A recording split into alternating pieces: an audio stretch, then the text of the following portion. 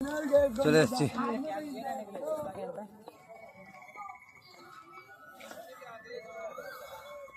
এসছি বাবা মন্দির। বাবা মন্দির চলে এসছি। এখান থেকে আর মাত্র আধা কিলোমিটার রাস্তা। হ্যাঁ, বাপরে বাপরে বাপ, হাঁপিয়ে গেলাম। আর ওয়েদার সকাল থেকে ভালোই ছিল, এখন কিরকম একটা ওয়েদার হয়ে গেল।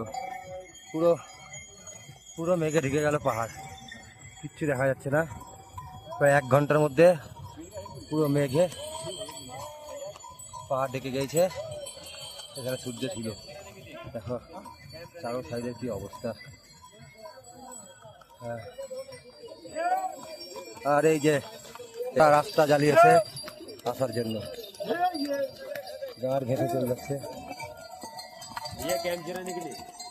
ঘেঁটে দিয়ে চলে যাচ্ছে সালা সালা, কি আর বলবো। চলো চলে যখন এসছি, এরপর আমাদের এখানে সামনে বিএসএফ ক্যাম্প আছে, টিকিট চেকিং হবে।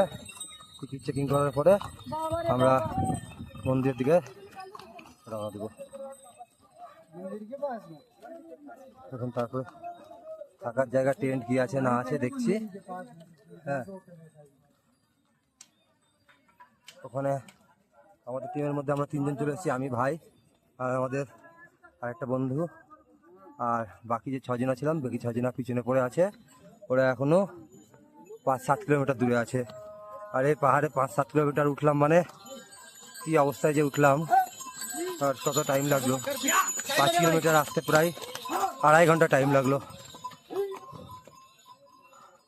এবার আমরা এখানে এই টেন্ট থেকে টিকিট চেক করাবো বিএসএফদেরকে দিয়ে, তারপরে ভিতরে ঢুকবো। ঘোড়া আছে সব এখান থেকে। হ্যাঁ, ও ভুংবাং গ্যাস অফ ফার্স্ট।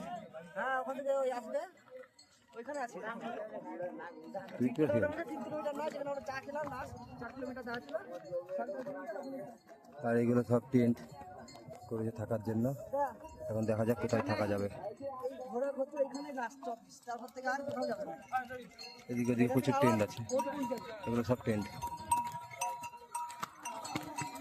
এবার আমরা দেখি কিছু থাকবো, টেন্টে থাকা যাবে কি হোটেল থাকলে হোটেল পেলে হোটেলের ইচ্ছাটা আছে টেন্টে থাকার। দেখা যাক কি হচ্ছে।